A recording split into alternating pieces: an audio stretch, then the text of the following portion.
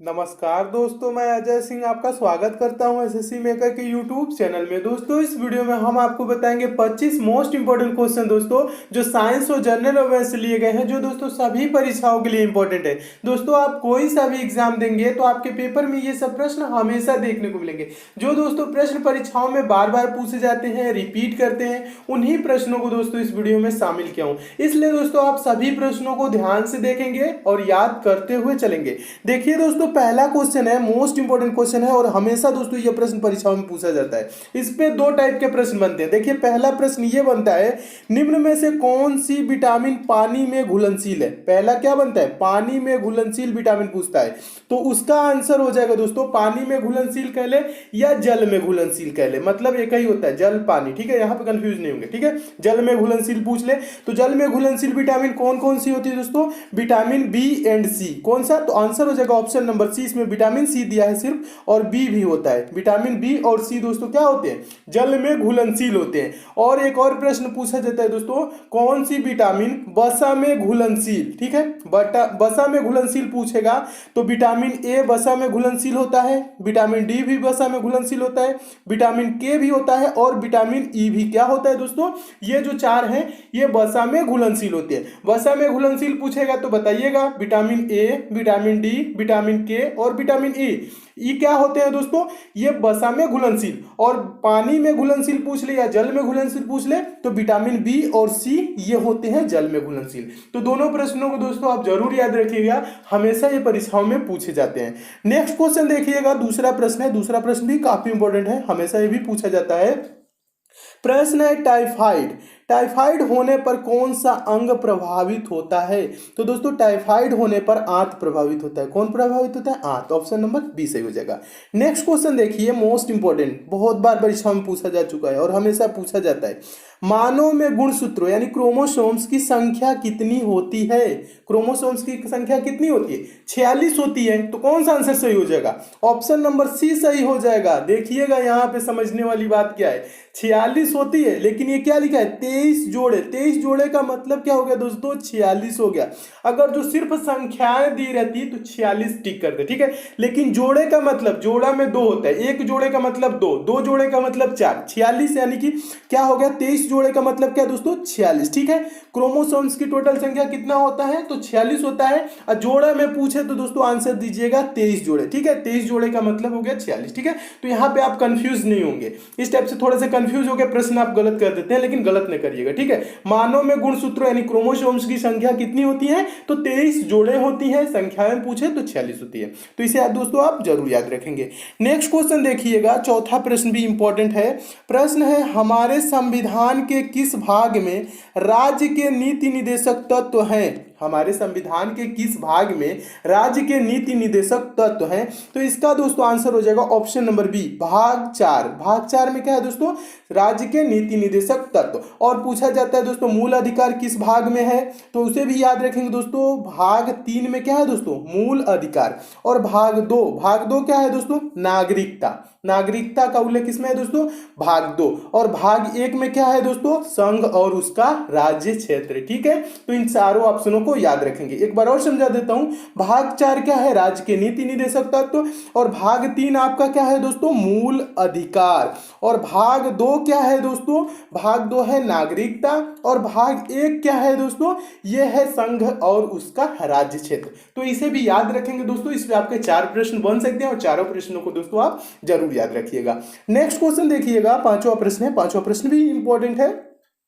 प्रश्न है, गौतम बुद्ध ने अपना उपदेश जो धर्म चक्र परिवर्तन के रूप में जाना जाता है कहां दिया था। गौतम बुद्ध ने अपना उपदेश जो धर्म चक्र परिवर्तन के रूप में जाना जाता है कहां दिया था।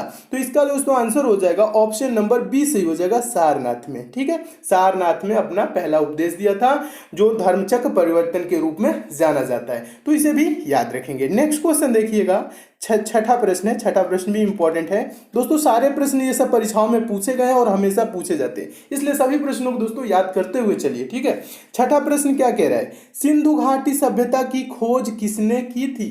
तो सिंधु घाटी की सभ्यता दोस्तों ऑप्शन नंबर सी सही हो जाएगा, दयाराम साहनी ने की थी 1921 में हड़प्पा की खुदाई कराकर उस पर सिंधु घाटी पे क्या किया, प्रकाश डाला। ठीक है, कब हड़प्पा की खुदाई कराई थी दयाराम साहनी ने, तो 1921 में, डेट भी याद रखेंगे। नेक्स्ट क्वेश्चन देखिएगा, सातवां प्रश्न। सातवां प्रश्न भी महत्वपूर्ण प्रश्न है, खजुराहो मंदिर का निर्माण किसने करवाया था? तो इसका आंसर क्या हो जाएगा, ऑप्शन नंबर डी, चंदेल वंश ने खजुराहो मंदिर का निर्माण कराया था। तो ऑप्शन नंबर कौन सही हो जाएगा, डी सही हो जाएगा, इसे भी याद रखेंगे। अगला प्रश्न देखिए, आठवां प्रश्न। आठवां प्रश्न भी इंपॉर्टेंट है। ठीक है, देखिए प्रश्न क्या कह रहा है, भारत और पाकिस्तान दो स्वतंत्र राज्य बनाए गए। भारत और पाकिस्तान दो स्वतंत्र राज्य बनाए गए शिमला सम्मेलन द्वारा, क्रिप्स प्रस्ताव द्वारा, कैबिनेट मिशन प्लान द्वारा, भारतीय स्वतंत्रता अधिनियम द्वारा। तो इसका दोस्तों आंसर कौन सा हो जाएगा, ऑप्शन नंबर डी सही हो जाएगा, भारतीय स्वतंत्रता अधिनियम द्वारा बनाए गए। भारतीय स्वतंत्रता अधिनियम 1947 के द्वारा। ठीक है, 1947, ये डेट भी याद रखेंगे। और दोस्तों शिमला सम्मेलन कब हुआ था ये भी पूछा जाता है, तो ये हुआ था 1945, इसे भी याद रखेंगे, पूछा जाता है। ठीक है, और क्रिप्स प्रस्ताव क्या था दोस्तों, ये कब हुआ था, तो क्रिप्स प्रस्ताव 1942। ठीक है, 1942, इसका भी डेट याद रखेंगे। Cabinet mission plan, cabinet mission योजना, ये भी पूछा जाता है दोस्तों। तो कैबिनेट मिशन बहुत बार पूछा जा चुका है, कैबिनेट मिशन योजना। ठीक है, यानी कैबिनेट मिशन प्लान, तो 1946 इसका हो जाएगा डेट। ठीक है, सभी डेटों को दोस्तों आप जरूर याद रखिएगा, हमेशा ये दोस्तों परीक्षाओं में पूछे जाते हैं। तो सारे डेट को आप नोट कर लीजिएगा और याद रखिएगा। नेक्स्ट क्वेश्चन देखिए, नौवां प्रश्न। नौवां प्रश्न भी काफी इंपॉर्टेंट प्रश्न है। देखिए प्रश्न है नौवां, भारतीय रेल राष्ट्रीय एकेडमी, भारतीय रेल राष्ट्रीय academy, national academy of Indian railways कहाँ स्थित है? तो इसका आंसर क्या हो जाएगा दोस्तों, चारों ऑप्शन को पढ़ेंगे तो ऑप्शन नंबर इसका डी सही हो जाएगा, बड़ोदरा में, बड़ोदरा यानी गुजरात में। ठीक है, तो इसे भी याद रखेंगे, हमेशा दोस्तों पूछा जाता है, ये मोस्ट इंपॉर्टेंट क्वेश्चन है, तो आप इसे जरूर याद रखेंगे। नेक्स्ट क्वेश्चन देखिएगा, 10वां प्रश्न। 10वां प्रश्न भी इंपॉर्टेंट है, हमेशा ये भी पूछा जाता है परीक्षाओं में। प्रश्न है, निम्न चार वेदों में से किसमें बुराइयों और बीमारियों के निवारण हेतु जादू टोना एवं मंत्र का उल्लेख मिलता है? किस वेद में मिलता है दोस्तों जादू टोना एवं मंत्र का उल्लेख? तो इसका आंसर क्या हो जाएगा, ऑप्शन नंबर डी सही हो जाएगा, अथर्ववेद में मिलता है जादू टोना और मंत्र का उल्लेख। ठीक है, अथर्ववेद याद रखेंगे। ये भी प्रश्न दोस्तों मोस्ट इंपॉर्टेंट है, क्योंकि ये भी प्रश्न हमेशा परीक्षाओं में पूछा जाता है। नेक्स्ट क्वेश्चन देखिए, 11वां प्रश्न। 11वां प्रश्न भी काफी इंपॉर्टेंट है। प्रश्न है दोस्तों, उत्तर बिहार का प्राचीन नाम था, उत्तर बिहार का प्राचीन नाम था। तो आंसर हो जाएगा ऑप्शन नंबर ए, उत्तर बिहार का प्राचीन नाम वज्जी था। क्या था दोस्तों, वज्जी था। और वज्जी की राजधानी दोस्तों क्या थी, वैशाली। ठीक है, वज्जी की राजधानी भी पूछा जाता है, उत्तर भारत का प्राचीन नाम क्या था, वज्जी, और वज्जी की राजधानी वैशाली, याद रखेंगे, ये भी पूछा जाता है। नेक्स्ट क्वेश्चन देखिए, 12वां प्रश्न। 12वां प्रश्न भी इंपॉर्टेंट है। भारत के राष्ट्रीय चिन्ह में शब्द सत्यमेव जयते कहां से लिए गए हैं? तो इसका आंसर हो जाएगा दोस्तों ऑप्शन नंबर ए, मुंडक उपनिषद से, यानी मुंडकोपनिषद से भारत के राष्ट्रीय चिन्ह सत्यमेव जयते लिए गए। ठीक है, इसे भी याद रखेंगे दोस्तों। ये भी प्रश्न क्या है दोस्तों, ये भी प्रश्न मोस्ट इंपॉर्टेंट है, हमेशा परीक्षा में पूछा जाता है। नेक्स्ट क्वेश्चन देखिएगा, 13वां प्रश्न। 13वां प्रश्न दोस्तों देखने से पहले दोस्तों बता दूं आपके लिए दोस्तों, एक पंचम पब्लिशर की बहुत ही अच्छी ई बुक आई है, उसके बारे में थोड़ा सा आपको जानकारी दे देता हूं दोस्तों, उसके बाद आपको समझाता हूं 13वां प्रश्न। देखिए दोस्तों, ये पंचम पब्लिशर की ई बुक है दोस्तों, बहुत ही अच्छी ई बुक है दोस्तों। आपके आगामी जो भी परीक्षा होने वाले हैं, जैसे दोस्तों आप आरपीएफ की एग्जाम देंगे, SSC GD, UP police, SI, लेखपाल, रेलवे, एसएससी की कोई एग्जाम देंगे, या अदर दोस्तों कोई सा भी गवर्नमेंट एग्जाम देंगे, तो ये सभी परीक्षाओं के लिए दोस्तों इंपॉर्टेंट ई बुक है। इस ई बुक में दोस्तों उन प्रश्नों को शामिल किया गया है जो प्रश्न हमेशा आपके परीक्षाओं में पूछे जाते हैं, जो प्रश्न हमेशा रिपीट करते हैं। दोस्तों इस ई बुक में आपको 10 प्रैक्टिस सेट मिल जाएगा, प्लस 10 वन लाइनर सेट मिल जाएगा। वन लाइनर सेट कहने का मतलब है दोस्तों, एक लाइन में क्वेश्चन, दूसरे लाइन में आंसर। इससे क्या होगा दोस्तों, आप कम समय में ज्यादा से ज्यादा क्वेश्चन को प्रिपेयर कर लेंगे। दोस्तों आपके एग्जाम में 1 से 2 दिन का भी टाइम है, तो इस ई बुक को लेकर जरूर पढ़ लीजिएगा दोस्तों। इस ई बुक से आपको एग्जाम में बहुत हेल्प मिलेगी दोस्तों। इस ई बुक में साइंस, जनरल अवेयरनेस और करंट अफेयर के इंपॉर्टेंट क्वेश्चन दिए गए हैं, जो परीक्षाओं में पूछे जाते हैं। दोस्तों इस ई बुक की कीमत मात्र 25 रुपए है। आप इसको ले कहां से सकते हैं दोस्तों, इसका लिंक मैं नीचे डिस्क्रिप्शन बॉक्स में दे दिया हूं, आप उस लिंक के थ्रू दोस्तों इस ई बुक को डाउनलोड कर कर सकते हैं। दोस्तों ये ई बुक है, पीडीएफ नोट्स की तरह है, आपके मोबाइल में ही डाउनलोड हो जाएगी और आप इसे मोबाइल से ही पढ़ सकते हैं। ये मार्केट में या ऑफलाइन आपको नहीं मिलेगी। दोस्तों डाउनलोडिंग या पेमेंट से आपको किसी प्रकार की समस्या होती है तो दोस्तों यहाँ पंचम पब्लिशर का कॉल सेंटर का नंबर दिया गया है। दोस्तों इस नंबर पे आप कॉल करके बात भी कर सकते हैं। दोस्तों इस ई बुक को मैं खुद देखा हूं, इसमें जो प्रश्न दिए गए हैं वो काफी इंपॉर्टेंट दिए गए हैं और परीक्षाओं में पूछे भी जाते हैं। तो इसलिए दोस्तों इस ई बुक को परीक्षा से पहले पहले लेके एक बार जरूर पढ़ लीजिएगा। और जो दोस्त इस ई बुक को ले चुके हैं वो कमेंट करके जरूर बताएंगे उनको ये ई बुक कैसी लगी। तो आइए दोस्तों देखते हैं नेक्स्ट क्वेश्चन।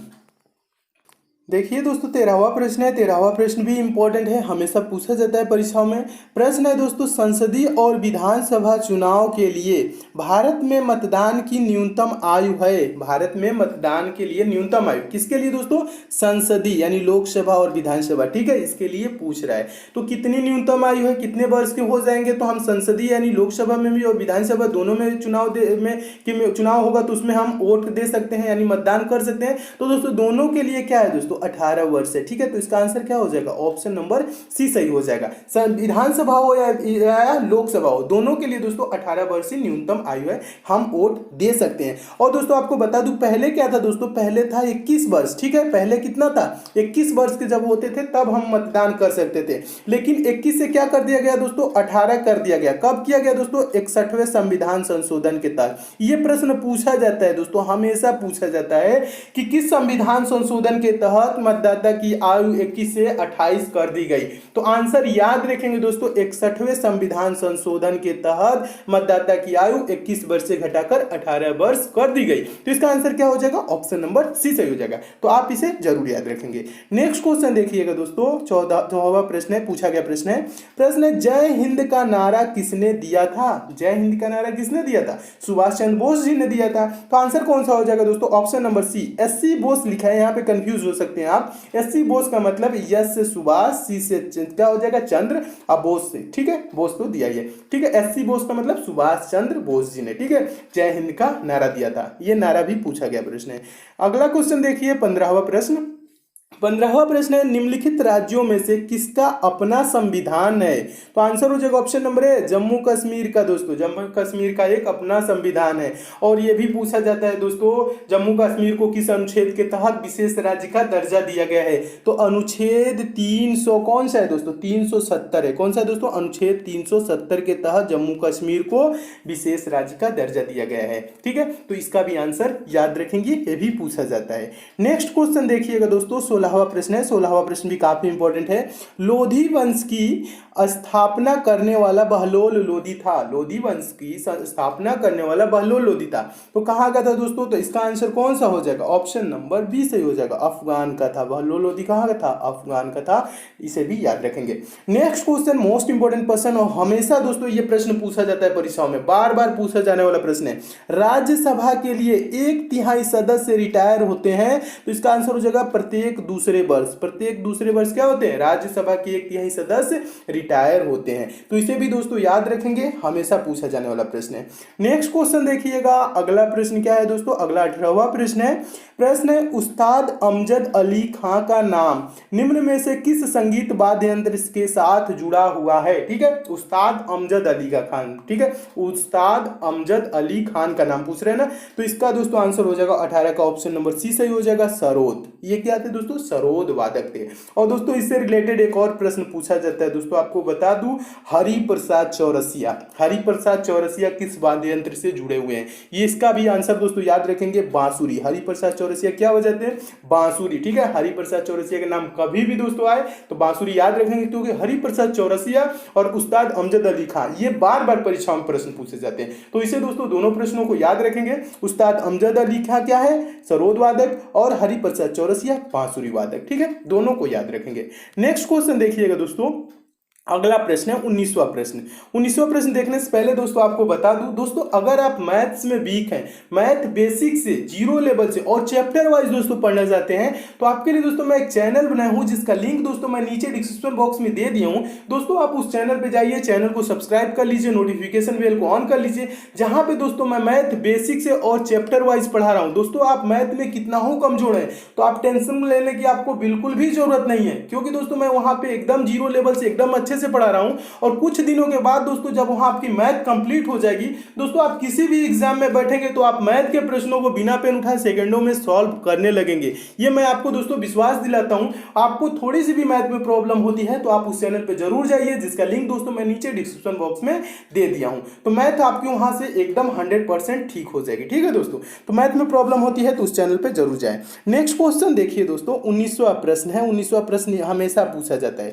पृथ्वी दिवस यानी कि अर्थ डे मनाया जाता है, किस तिथि को मनाया जाता है? तो आंसर हो जाएगा ऑप्शन नंबर सी, प्रत्येक वर्ष 22 अप्रैल को पृथ्वी दिवस मनाया जाता है। और दोस्तों 1 जनवरी को क्या मनाया जाता है? नागालैंड दिवस। पूछा जाता है नागालैंड दिवस कब मनाया जाता है? तो 1 जनवरी को नागालैंड दिवस मनाया जाता है। नेक्स्ट क्वेश्चन देखिए, 20वां प्रश्न भी इंपॉर्टेंट है।